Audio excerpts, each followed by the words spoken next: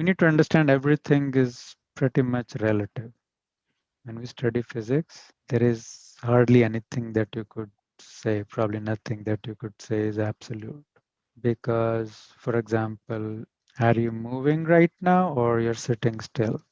Okay, let's say like you play statue, right? Just don't move. Tell me in that case, are you moving or not? If someone could see you from the moon, would they think you're not moving? Someone is sitting next to you, for them, you're not moving. But if we look at you from some other frame of reference, right? They could think you're moving. Does the sun move or not?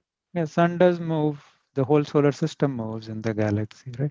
So it just depends on where you are looking from. What is the frame of reference? What do you consider as fixed?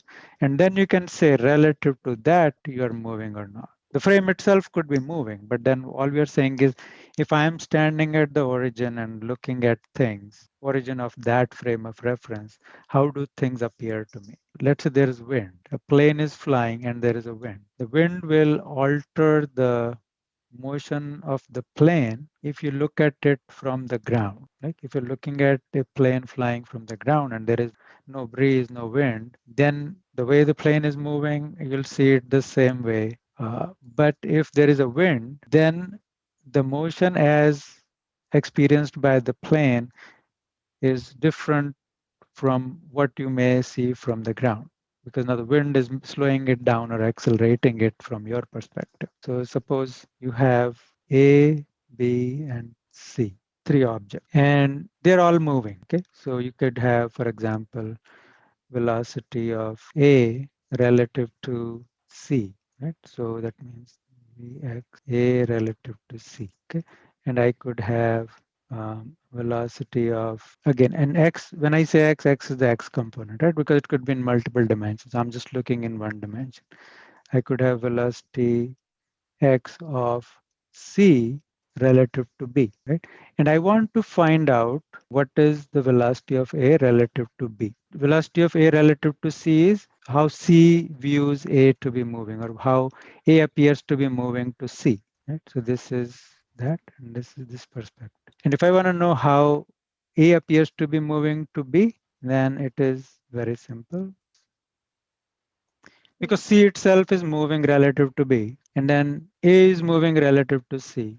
It's just a vector addition of those to give you velocity of A relative to B. So for example, you can imagine, let's say you are in a train that is moving. So this is the train and this is the platform, and it is moving this way with some velocity, let's say 100 miles an hour. Okay, and someone is standing here on the platform.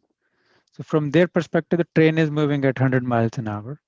And within the train, you are walking or running, let's say, and this is 5 miles an hour. Okay. So if anyone within the train looked at that person who's sitting, they'll see that that person is moving at 5 miles an hour. But if this person here on the platform tries to measure it, that would be 105 miles an hour, because the train is moving just looking in the x dimension, right?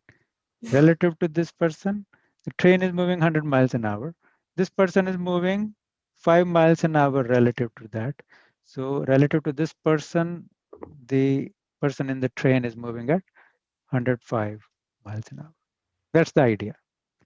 If you vectors in two dimensions, you look at the two components. If you vector in more dimensions, you look at each dimension like that. So that's the basic idea. It's not very complicated, but you may start wondering sometimes, is it positive, negative, which ones I add? So let's look at an example.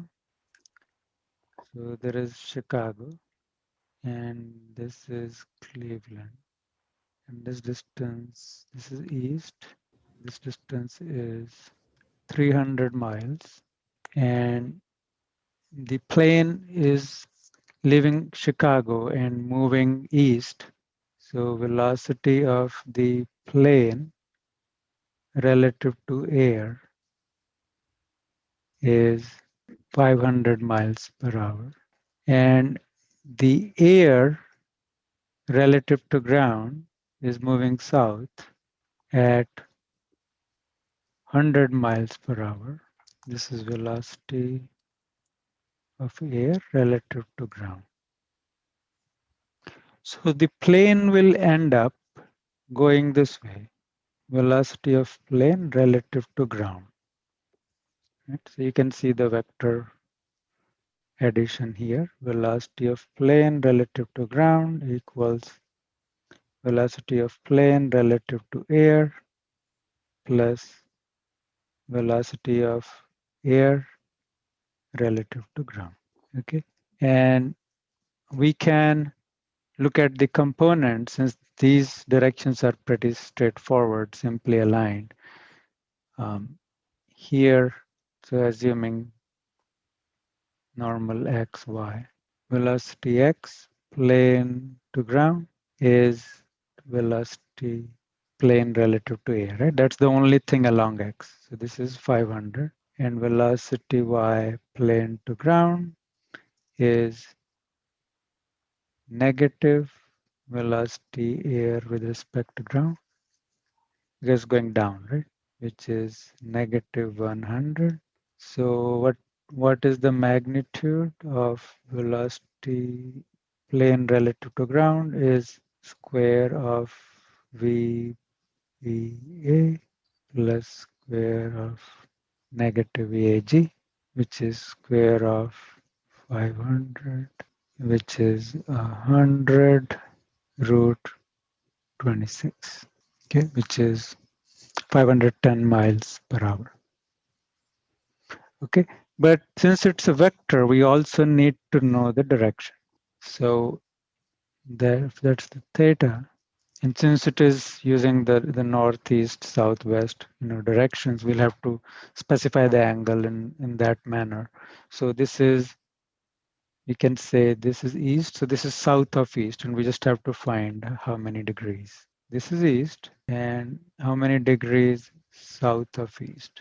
That theta, ignoring the sign, is arctan 100 over 500, or 1 over 5, which is 11 degrees. So the velocity of the plane relative to ground is 510 miles per hour due 11 degrees south of east.